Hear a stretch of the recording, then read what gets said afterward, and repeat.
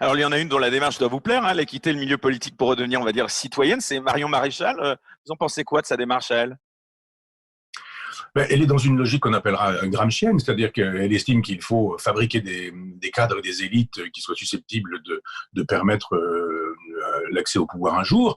Elle fait son travail, elle a bien raison, c'est-à-dire qu'on ne peut pas arriver seul au pouvoir sur son charisme en disant je suis Marion Le Pen, Maréchal Le Pen, Marion Maréchal, pardon, et j'ai des idées, j'ai un programme, mais je n'ai personne derrière moi. Donc il faut effectivement placer au ministère de la Défense, au ministère de l'Intérieur, au ministère de l'Éducation nationale, des gens qui soient compétents, mais qui ne soient pas formatés par l'école normale supérieure, par l'école normale d'administration, par l'ENA, par Sciences Po, etc. Il faut effectivement que des gens ne soient pas dans le format qui existe aujourd'hui, qui est celui de la propagande. C'est très bien. Donc elle fabrique une école pour fabriquer des cadres qui sont susceptibles un jour de prendre la relève. Bon, ça me paraît très, très cohérent et très conséquent comme démarche de vouloir avoir affaire à des gens qui sont compétents et qui ne sont pas seulement des carriéristes qui font de la politique politicienne. Et vous pourriez l'accueillir, notamment parmi vos auteurs, par exemple. Mais on peut accueillir tout le monde. Il n'y a aucun problème. On peut effectivement envisager un débat aussi bien avec elle qu'avec François Ruffin. Tous les gens qui ont envie effectivement de penser nouvellement la question de la souveraineté sont les bienvenus. Et si vous êtes dans des configurations de Ramadan, moi je suis originaire de Caen, on a fait savoir à Hérouville-Saint-Clair que s'il y avait un peu de bazar après le Ramadan, il fallait surtout siffloter, regarder en l'air et ne rien faire. Donc si effectivement il y a des lois à deux vitesses, avec une espèce d'apartheid à l'envers, c'est-à-dire des gens qui pourraient se trouver complètement indépendants, s'affranchir de la loi, pendant que d'autres seraient punis. Moi, dans mon village, il y a une grand-mère qui a payé 135 € parce qu'elle avait rédigé son autorisation de sortie avec un crayon à papier et qu'on a estimé que peut-être elle avait une gomme sur elle et qu'elle aurait pu modifier l'heure pour rentrer chez elle. Vous dites quand ces gens-là subissent la loi alors que d'autres peuvent dire nous on n'a aucun problème avec la loi, on vous méprise et on déteste la police, des gens qui passent dans la rue en disant on déteste la police, et que le ministre de l'Intérieur dit mais si vous me le demandez, il n'y a aucun problème, je vais me mettre à genoux, alors qu'il est déjà allongé, on ne voit pas comment il pourrait faire cette prouesse-là. On se dit effectivement la police a raison d'être désespérée. Ça vous choque cette image ? De sorte qu'à Hambourg, par exemple, les arabo-musulmans, je reprends l'expression de Mme Boutelja, quand ils violent des femmes blanches, eh bien ce sont les blancs qui sont responsables, puisque finalement les noirs ont été privés de leur dignité et on se restaure la dignité avec une contre-violence. Alors là, on est déjà passé. Certains peuvent fêter la rupture du jeûne, par exemple, dans un stade, d'autres ne peuvent pas aller à la messe pendant ce temps-là, ou alors on interpelle cette personne dans une église avec la police qui rentre armée. Il y a juste un moment donné où on se dit, mais la loi, c'est pour tout le monde. Un homme qui, quand il va dans un pays, nous dit en Algérie, par exemple, ils n'attendent que ça, les Algériens, de dire que la France était génocidaire. Effectivement, si on veut mettre de l'huile sur le feu, on peut continuer comme ça.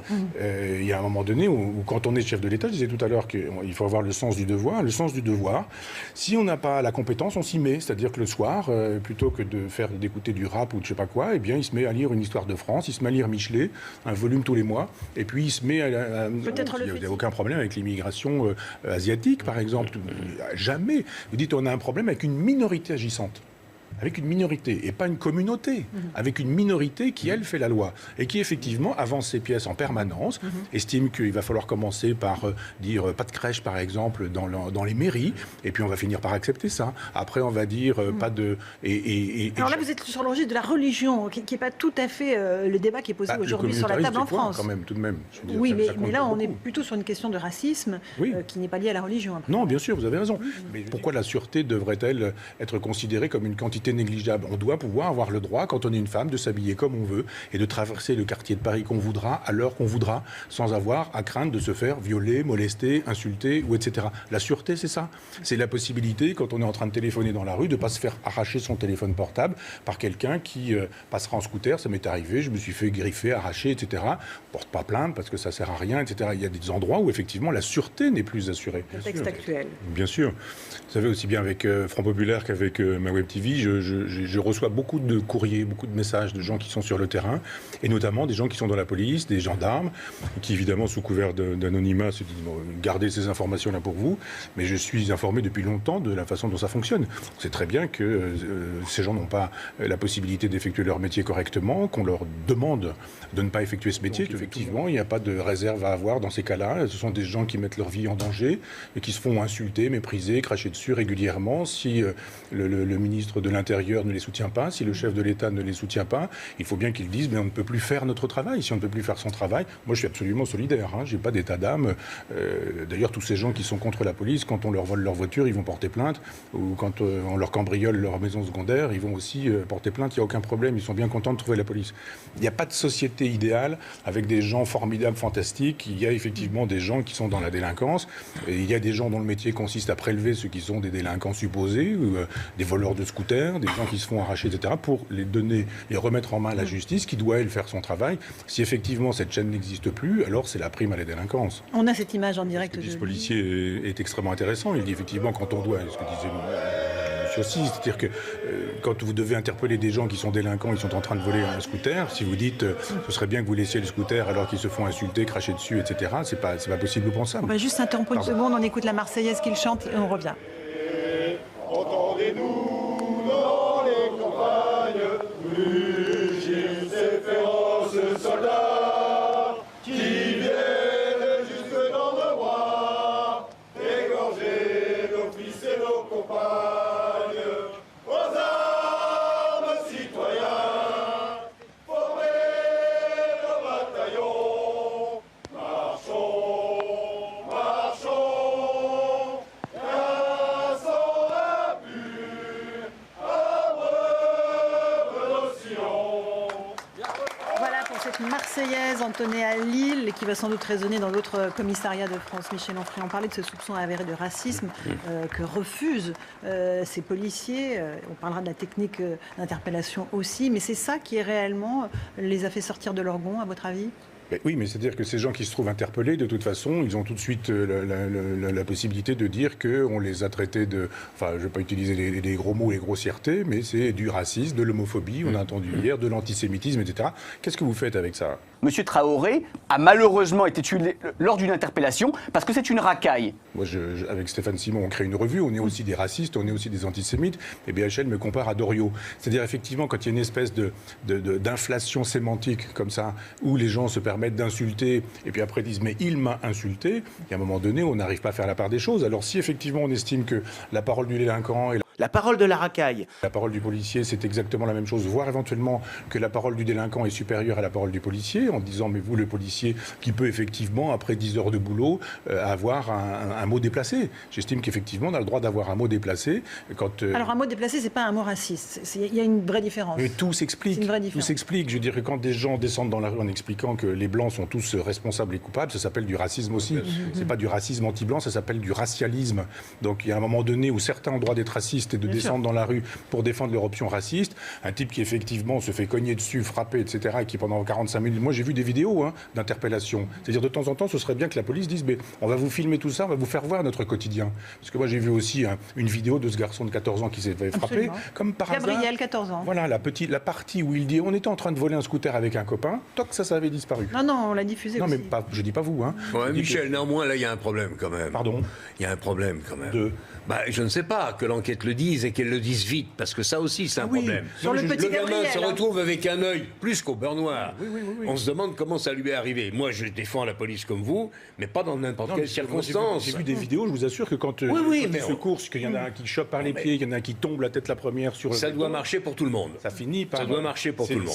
C'est un métier, j'ai écrit... Oui, je suis d'accord. Les chutes du toit, les morts par chute du toit sont plus fréquentes chez les toits. Mais pour vous, il n'y a pas de cas de police. D'abord, salut à ces policiers, elle est très belle cette chronique. C'est magnifique, parce que c'est ça la République.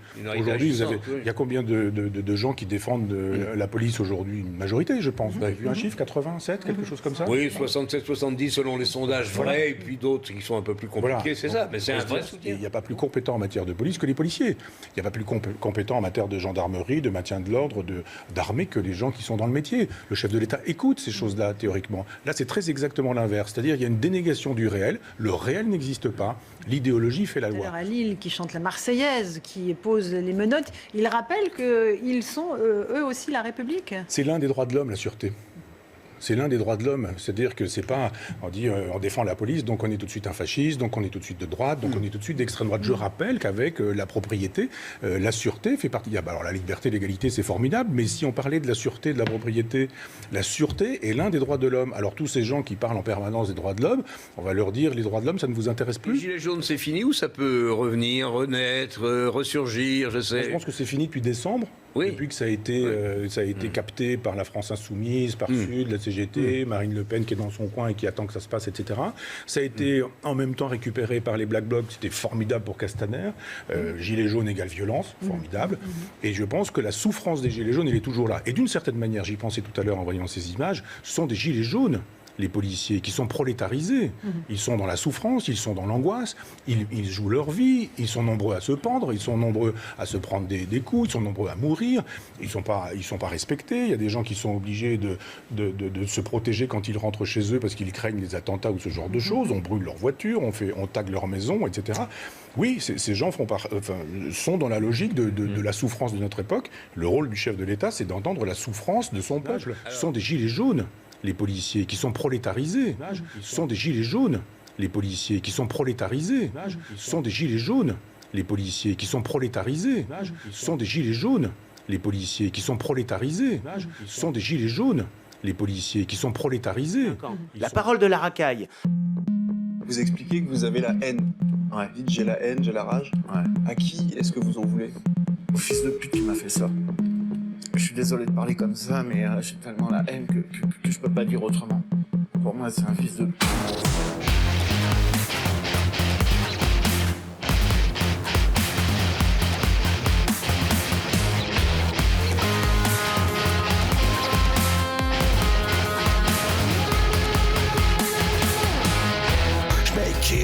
Je prends mon casque et mon bouclier, ma matraque et ma gazeuse. Je vais les faire chialer ces pisseuses. Je suis un fier flic qui nique à tous ces fils de pute qui me chient dessus dans toutes les manifs. Je suis pas un caniche, mais plutôt un pellegrane. On te shoot en flashball, 200 joules dans ta face. Te faut la puissance d'une patate envoyée par Tyson avec mon pont.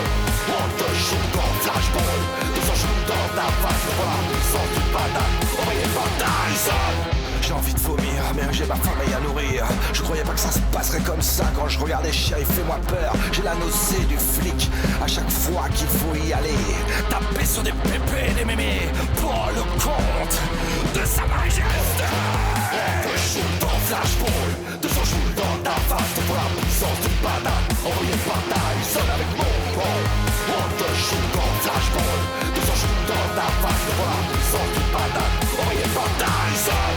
J'ai envie de mourir car ce métier est trop violent. À encaisser toute la journée la misère de notre société. Je suis un flic fusible, servant de bras, de petite tête. Je ne supporte plus cet état de fait. Alors je vous tiens ma révérence. Adieu. Avec mon corps, on te shoot en flashball.